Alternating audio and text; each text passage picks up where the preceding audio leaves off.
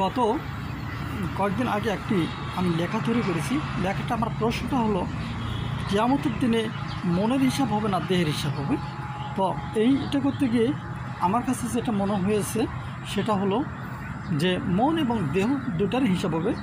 এবং এ ব্যাপারে যদি আমরা একটু দেখি, তাহলে আমরা যদি নতুন ডিজিটাল কারেন্ট নিয়ে থাকি, তাহলে কারেন্ট স্পিড করে চলছে, অর্থাৎ প্রয়োজন ব্যতি রেখে যদি, অর্থাৎ কোনো লাইট বাল্ব না জ্বালিয়ে যদি আপনার মিটার রাখেন, অবশ্যই তাহলে আপনাকে মিটার চার্জ দিতে হবে।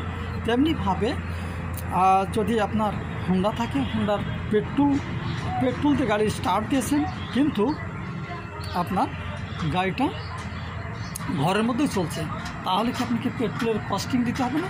অবশ্যই পেট্রোলের কস্টিং দিতে হবে।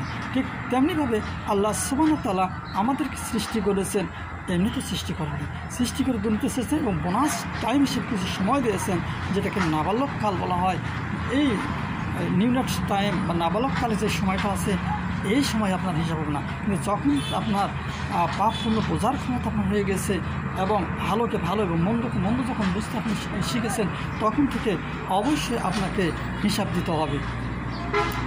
হিসাব দিতে হবে মানে আপনার চরিত্র হিসাবে আল্লাহ সুবহানাহু ওয়া তাআলা এভাবে বলেছেন, ওয়াইন তুবদু মা ফি আনফুসিকুম আও তুখফুহু ইউহাসিবকুম বিহি আল্লাহ ইয়াগফিরু লিমান ইয়াশাউ ওয়া ইউআযিবু মান ইয়াশাউ ওয়াল্লাহু আলা কুল্লি শাইইন কাদির। আল্লাহ সুবহানাহু ওয়া তাআলা বলছেন সূরা বাকারার 284 নম্বর আয়াতে কারিমায়, যা তোমার অন্তরে আছে চাই তুমি তা প্রকাশ করো অথবা গোপন রাখো, এর হিসাব আল্লাহ সুবহানাহু ওয়া তাআলার কাছে দিতে হবে। এবং আল্লাহ যা ইচ্ছে তাকে মাফ করতে পারেন, আর যা ইচ্ছা তিনি তাকে পাকড়াও করতে পারেন। তাই আল্লাহ পবিত্র বলছেন যে মানুষের মনের হিসাব দিতে হবে। সুতরাং আমরা এমন কোনো চিন্তা নিয়ে আসবো না, মন ও মস্তিষ্ক নিয়ে আসবো না যে চিন্তা আমাদেরকে পাকড়াও করতে পারে। আমরা সর্বদা আল্লাহ সুবহানাহু ওয়া তাআলার গুণকীর্তন গাবো এবং সঠিক সুস্থ মানব কল্যাণের জন্য এবং প্রাণী কল্যাণের জন্য আমরা চিন্তা করবো।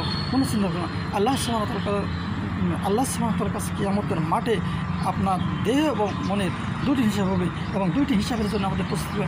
আল্লাহ সুবহানাহু ওয়া তাআলা আমাদের এটা বোঝার তৌফিক দান করুন। আমিন। আসসালামু আলাইকুম ওয়া রাহমাতুল্লাহ।